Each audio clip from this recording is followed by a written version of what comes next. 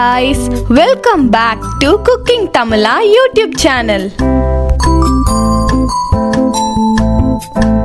அஸ்ஸலாமு அலைக்கும் வாழ்க்கை. இன்னைக்கு நம்ம வந்து பக்ரீத் பிரியாணி ஸ்பெஷல் பிரியாணி எப்படி செய்யுதுன்னு பார்க்கலாம்.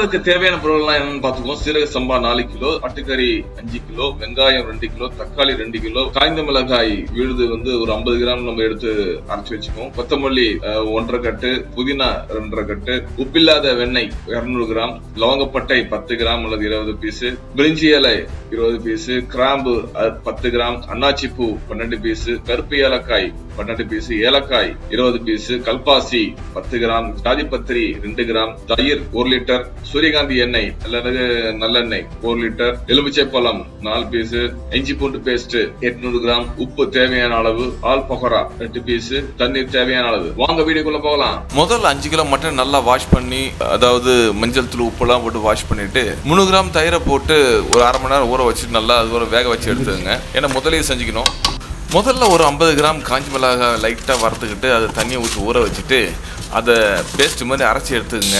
இது வந்து ஒரு 50 கிராம் பேஸ்ட்டு கரெக்டாக இருக்கும் நமக்கு, சரிங்களா? இது தான் பிரியாணி நம்ம யூஸ் பண்ணுவோம். மிளகாத்தூளுக்கு பதில் இதுதான் நம்ம யூஸ் பண்ணுவோம். தேவையான கரம் மசாலா எடுத்து வச்சுங்க. அதே போல் வந்து ஆல் பகோரா என்ற சொல்லக்கூடிய ஒரு ப்ளம்மை வந்து ட்ரை ப்ளம்ஸ் வந்து அது ஒரு 8 பீஸ் எடுத்து வச்சுங்க. எலுமிச்சை பழம் 4 எலுமிச்சை பழத்தை நல்லா பிழிஞ்சு எடுத்து வச்சுங்க.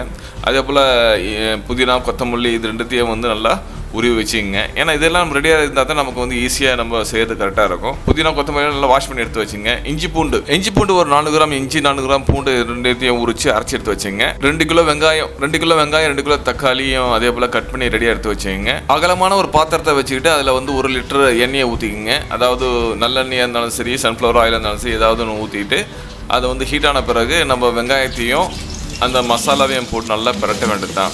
நல்லா வதக்கணும் இல்லையா? இந்த வெங்காயம் பார்த்தீங்கன்னாக்கா நல்ல கோல்டன் ப்ரௌனில் வந்து வரணுங்க. அதுதான் இதில் ரொம்ப முக்கியமானது. உப்பில்லாத வெண்ணெய் இருக்குங்களா, அதாவது பட்டர் சொல்லுவீங்களா, அதையும் நம்ம வந்து போட்டுக்கலாம். ஒரு 200 கிராம் வந்து எடுத்து போட்டுங்க. ஏன்னா இது ரொம்ப டேஸ்ட் கொடுக்கும். எல்லா மசாலையும் போட்டுட்டு நம்ம என்ன பண்ணுவோம்னா, இப்போது இந்த வெங்காயம் நல்லா வேகுங்க. இந்த எண்ணெயில் வந்து நல்லா மசாலாவும் வெங்காயமும் நல்லா வதக்கி எடுக்கணும். எப்படின்னாக்கா கோல்டன் ப்ரௌனில் வந்து வரா மாதிரி பார்த்துக்கணும். அதாவது பொன்னிறமாக வந்து வதக்கி எடுக்கணும்.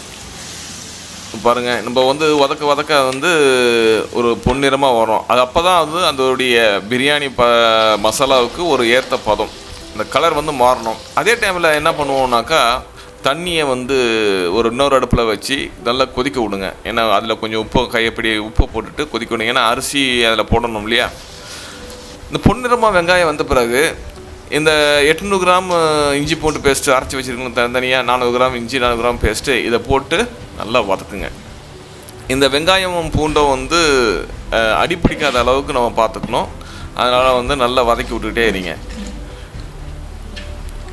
இது நல்லா வதங்கி வரும்போது அதுக்கப்புறம் தான் மற்ற மசாலா நம்ம போடுவோம். என்னென்னாக்கா இந்த காஞ்சி மிளகாய் அரைச்சி வச்சுருங்க இல்லையா, ஒரு 50 கிராம் அதையும் போட்டு நல்லா வதக்குங்க. இப்போ இந்த மசாலா கூட வந்து இஞ்சி பூண்டு மசாலா கூட வந்து இந்த காஞ்சி மிளகாய் பேஸ்ட்டு சேரும்போது ஒரு நல்ல ஒரு ஸ்மெல் வருங்க. அதுவும் ப்ளஸ் அது கலரும் வந்து தூக்கி கொடுக்கும் இந்த பிரியாணிக்கு. ஏன்னா மற்ற நம்ம காஞ்சி மிளகாய் பேஸ்ட்டோட மற்ற பேஸ்ட் போடுறது இல்லையா? இப்போ கொஞ்சம் உப்பு போட்டுங்க. தேவையான அளவுக்கு உப்பு வந்து நம்ம போட்டுக்கணும். ஏன்னா 4 கிலோ நம்ம வந்து பிரியாணி செய்ய போகிறோம்னாக்கா உப்பு தேவையான அளவு போடுங்க. ஏன்னா உப்பு ரொம்பவும் ஆயிடக்கூடாது இல்லையா?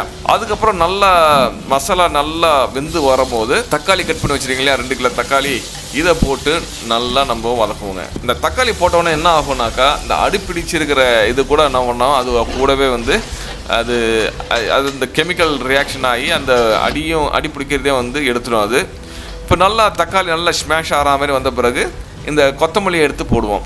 ஒரு 1.5 கட்டுக்கு வச்சுருக்கீங்களா, அந்த கொத்தமல்லியை வந்து எடுத்து நம்ம போட்டு வதக்குவோம். கொத்தமல்லி நல்லா வதங்கி வந்த பிறகு இப்போ புதினாவை எடுத்து வச்சுருக்கீங்களா, ஒரு 2.5 கட்டை புதினாவை வாஷ் பண்ணி எடுத்து வச்சிங்க. அதையும் வந்து போட்டு வதக்கணுங்க. அதாவது தனித்தனியாக போடும்போது 2 ஃப்ளேவரை வந்து தனித்தனியான சுவையில் வந்து அது சேரும். ஏன்னா கொத்தமல்லியும் புதினா நல்லா வாஷ் பண்ணி எடுத்துங்க, ப்ளஸ் அழுகுனதெல்லாம் எடுத்து தூக்கி போட்டுருங்க. ஏன்னா இதுதான் கொஞ்சம் கஷ்டமான வேலை. இந்த புதினா கொத்தமல்லியை வந்து நம்ம தனித்தனியாக உருவி எடுக்கிறது தான் அதில் வந்து பெரும்பாடாக இருக்கும். அது தனித்தனியாக உருவி எடுத்து நல்லா வாஷ் பண்ணி எடுத்து வச்சுக்கிட்டு இது போல் நம்ம வந்து போட்டு பெரட்டுங்க. நல்ல ஒரு கிரேவி பதத்துக்கு வந்தோடனே இப்போது இந்த வேக வச்சுருக்கோம் இல்லைங்களா, அந்த மட்டனை எடுத்து அதில் போடும். ஏன்னா சில டைமில் வந்து மட்டனை வேக வச்சு போட்டால் தான் நல்லாயிருக்கும், இல்லைனாக்கா வந்து சில டைமில் வேகாது. நல்ல குறும்பாடாக இருந்துச்சுன்னு வைங்களேன், வேக வைக்க வேண்டிய அவசியமே இல்லைங்க. அதை அப்படியே நம்ம போட்டு நம்ம என்ன பண்ண வேண்டியது தான், வேக வைக்க வேண்டியது தான். அது ஈஸியாக வந்துடும். ஏன்னா சில ஆடுகள் வந்து பார்த்திங்கனாக்கா ரொம்ப முத்துன ஆடாக இருக்கும். இப்போ வந்து பார்த்திங்கனாக்கா நம்ம தயிர் இருக்கு இல்லைங்களா, தயிரை வந்து நல்லா ஸ்மாஷ் பண்ணிக்கிங்க. ஸ்மாஷ் பண்ணிவிட்டு 1 லிட்டர் தயிரை வந்து நம்ம அதில் போடணும் புளிப்பு சுவைக்காக. இந்த தயிரை போட்டு நம்ம வேக வைப்போம். இந்த கிரேவி வந்து பார்த்திங்கனாக்கா பிரியாணி கிரேவி வந்து நல்லா சூப்பராக அந்த ரெட் கலர்லேயும் இந்த தயிரும் சேர்ந்து பார்த்திங்கனாக்கா ஒரு சுவையை வந்து எப்படின்னாக்கா ஒரு அருமையான ஒரு சுவையை கொடுக்கும். அதே போல் நம்ம எலுமிச்சை பழம் ஊற வச்சுருக்கீங்களா, அதாவது எலுமிச்சை பழத்தை எடுத்து நம்ம பிரிஞ்சு வச்சுருக்கோம் இல்லையா, 4 எலுமிச்சை பழம், அந்த ஜூஸையும் எடுத்து அதில் வந்து மிக்ஸ் பண்ணுங்க. இப்போ மிக்ஸ் பண்ண பிறகு என்ன பண்ணணுன்னாக்கா நம்ம வந்து அதில் தண்ணி ஊற்ற வேண்டியிருக்கு. இப்போ வந்து நல்ல மசாலா வந்து கொதிச்சு வரும் இல்லையா, ஒரு கிலோவுக்கு வந்து 600 மில்லின்ற கணக்காக வந்து 4 கிலோவுக்கு வந்து பார்த்திங்கனாக்கா 2.4 லிட்டர்ஸ், அதாவது 2 லிட்டரு 400 மில்லி இந்த தண்ணியை வந்து நம்ம சேர்க்கணுங்க. அந்த தண்ணியை வந்து பார்த்திங்கனாக்கா ஏற்கனவே நம்ம மட்டனை வேக வச்சுங்களா, அதிலே போட்டு நல்லா வாஷ் பண்ணி எடுத்து போட்டு நம்ம ஊற்றி கலக்கி அதில் ஊற்றி விட்ருவோம்.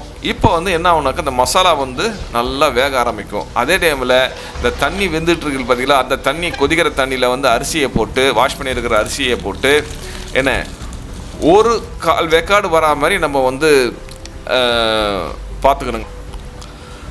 அரிசி வடிக்கும் போது நம்ம அதில் வந்து கொஞ்சம் உப்பும் போட்டுக்கணும். ஏன்னா உப்பு வந்து அந்த சோறில் வந்து ஏற வேண்டியது இருக்குங்களா.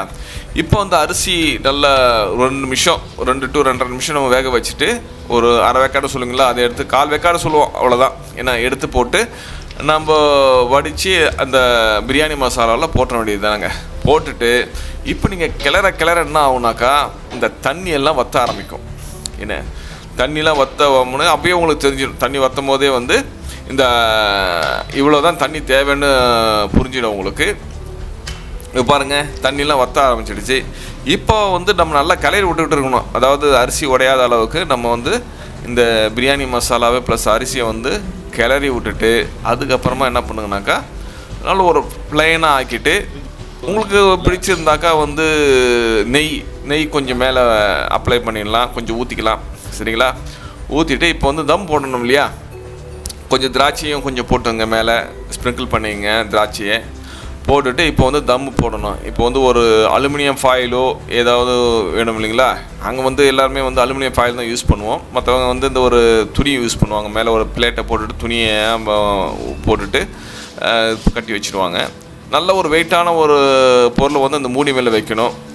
அதை பார்த்துங்க. நல்லா ஒரு நம்ம என்ன பண்ணுவோம்னாக்கா ஒரு குண்டாவில் தண்ணி வச்சுட்டு அது மேலே வச்சுடுவோம். இப்போ அலுமினியம் ஃபாயில்லாம் போட்டு ஒரு 15 to 20 நிமிஷம் தம்மில் போட்டாச்சுனாக்கா சூப்பரான மட்டன் பிரியாணி ரெடி ஆகிடுங்க. அவ்வளோதாங்க. சும்மா கமகமான மட்டன் பிரியாணி பாருங்கள், எப்படி கிளறி வரும்போதே எப்படி சூப்பராக கமகமான மனசை தூக்குது பார்த்தீங்களா. இது ரொம்ப சிம்பிளான பிரியாணி ரெசிபி தாங்க. இது யார் வேணாலும் செய்யலாம். ஏன்னா அனைவருக்கும் பிடிக்கக்கூடிய ஒரு பிரியாணி தான் இந்த சீரக சம்பா மட்டன் பிரியாணி. இது கூட தயிர் சட்னியும் தயிரும் வெங்காயமும் போட்டு ஒரு பச்சடி செஞ்சிங்கனாக்கா அருமையாக இருக்கும். இல்லைனாக்கா கத்திரிக்காய் போட்டு புளியும் போட்டு செஞ்சாக்கா கத்திரிக்காய் பச்சடியும் சொல்லுவாங்க, கத்திரிக்காய் சட்னியும் சொல்லுவாங்க. இதுக்கும் வந்து அருமையாக இருக்கும். தால்ச்சா செஞ்சும் அது கூட வச்சு சாப்பிட்லாம். இப்படி பிரியாணி கூட வந்து விதவிதமான சைட் டிஷ்ஷை செஞ்சு ஜமாயிங்க. இந்த வீடியோ உங்களுக்கு பிடிச்சிருந்தா லைக் பண்ணுங்க, ஷேர் பண்ணுங்க.